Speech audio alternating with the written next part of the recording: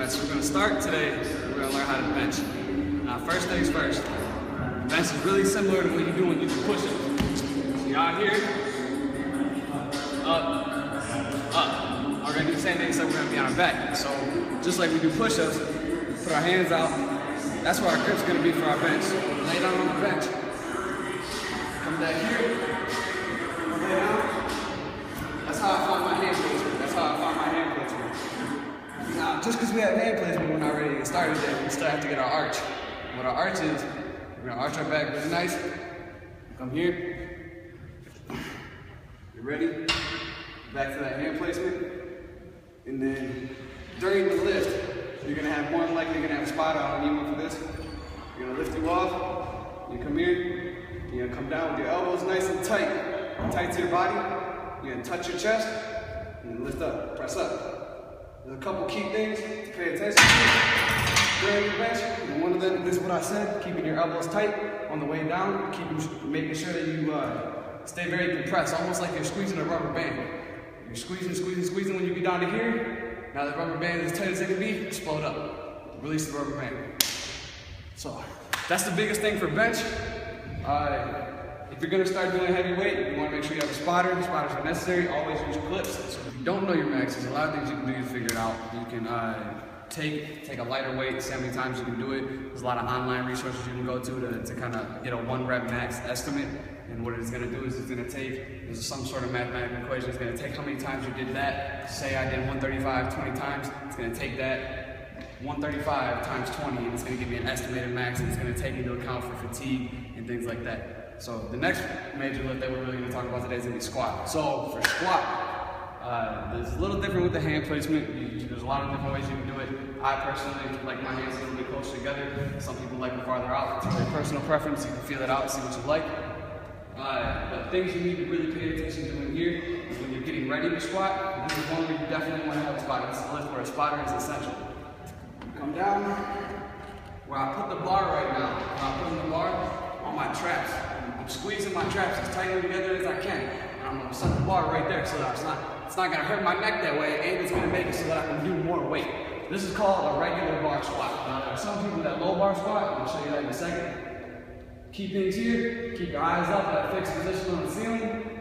Squat down, hit 90 degrees or lower, and come up. Okay? So, I power lift, so I usually do heavier weight. So my feet tend to be pointed outwards. Now, if you're trying to do things for physical fitness purposes and be more flexible, you want to go with a toe forward approach. So you're coming here, 90 degrees and up. Try to keep a big chest. You don't want to sink forward like this. That's why keeping your eyes up helps with that. And you want to make sure you stay balanced. So what I talk about when I said earlier about low bar squat, now what that is I'm going to put the bar in a lower position on my back. Some people think this is more comfortable, they think it helps them. I personal preference, again. So this would be considered more of a low bar squat. See how it's not on my traps, it's more on my shoulders, slightly. You come in here, and from there it's the same thing. 90 degrees or lower, stand up.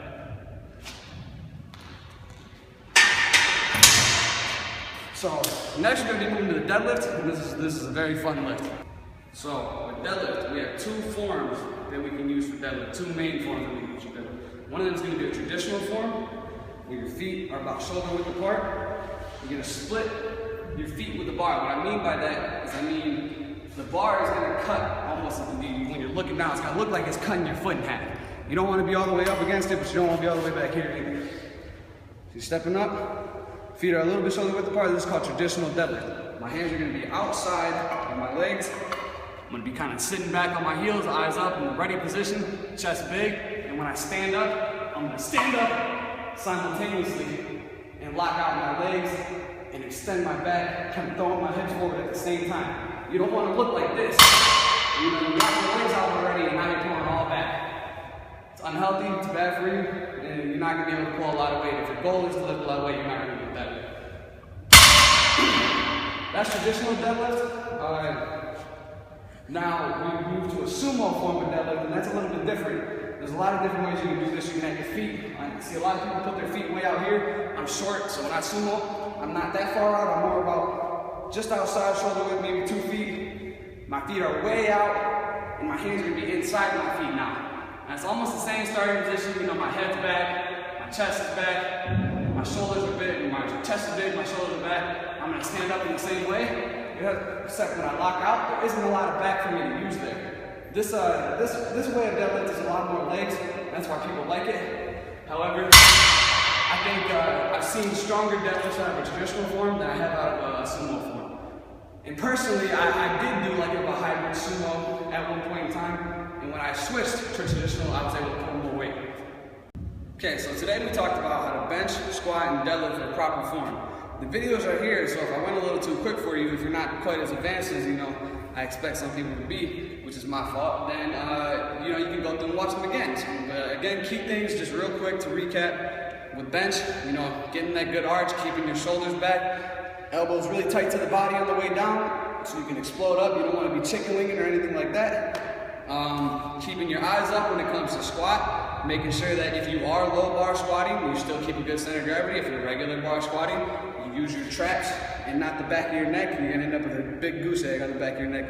You know, set it on your traps. And if you don't have big traps, you're still gonna end up with a goose egg, but not as big of a one as if you just went all neck. And then deadlift, you know, you got your traditional and sumo. Traditional is what I see a lot of powerlifters do. I've seen more people pull weight that way. Sumo, if you're not looking to get big, but you're just looking to stay fit and get a good lift in, sumo is really good because you don't use that back. You don't run that risk of injuring your back as much as you do if you were to poorly traditional deadlift. So I recommend traditional for those who are more advanced and looking to see more results, and I recommend sumo for those who are just, you know, your everyday gym goers. Now you got the tools, so go get big.